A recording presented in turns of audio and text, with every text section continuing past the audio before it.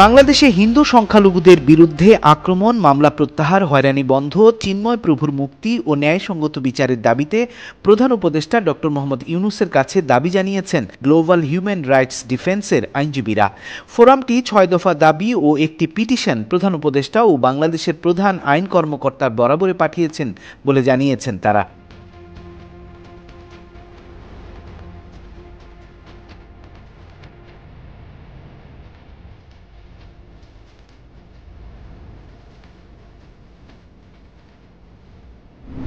সংগঠনটির পক্ষে ব্যারিস্টার সঞ্জয় রায় ও ব্যারিস্টার ত্রিদীপ দেব পলিটিকা টিভিকে জানিয়েছেন, বাংলাদেশে সংখ্যালঘুদের লক্ষ্য করে গেল বছরের ৫ আগস্টের পর ক্রমবর্ধমান সহিংসতা, মানবাধিকার লঙ্ঘন এবং পদ্ধতিগত বৈষম্যের বিষয়ে এই ফোরামের নেতারা গুরুতর উদ্বেগের কথা তুলে ধরেন। পিটিশনে তারা উল্লেখ করেন, চিন্ময় কৃষ্ণ দাস একজন হিন্দু সন্ন্যাসী, তার প্রতি যে আচরণ করা হচ্ছে তা উদ্বেগজনক।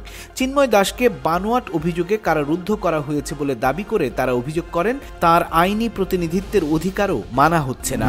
আমরা জানি যে চিন্ময় কৃষ্ণ দাস ব্রহ্মচারীর যে কেসটা, এই কেসটা from the very beginning the establishment has been dilly-dallying, শুধু শুধু সময় ক্ষেপণ করা হয়েছে এবং প্রথমত দেখা গেছে যে তাকে কোনো ধরনের আইনি সহায়তা দেওয়া হচ্ছিল না।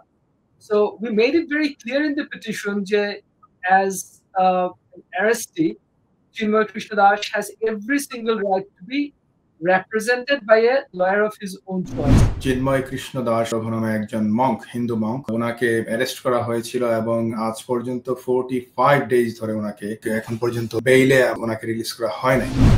ফোরামটি বাংলাদেশের ধর্মীয় সংখ্যালঘুদের উপর ব্যাপক আক্রমণ, ঘৃণাপূর্ণ বক্তব্য ও সংখ্যালঘুদের কণ্ঠরোধের বিভিন্ন ঘটনা সেই পিটিশনে যুক্ত করেছেন। রাষ্ট্র কর্তৃক হয়রানি এবং বিচারিক মাধ্যমে অসৎ আচরণের নানান ঘটনার বিবরণ সেখানে উল্লেখ করেছেন।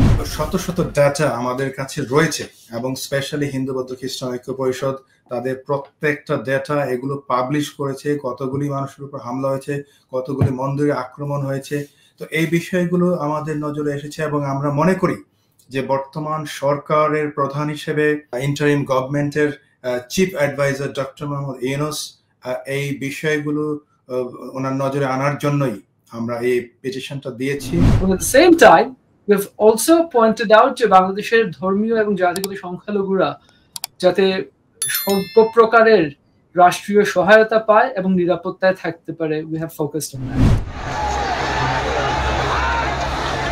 ফোরামের নেতারা আরও অভিযোগ করেন, আইনের শাসন না থাকলে ধর্মীয় উত্তেজনা বাড়বে আর অবিশ্বাস আরও গভীর করবে।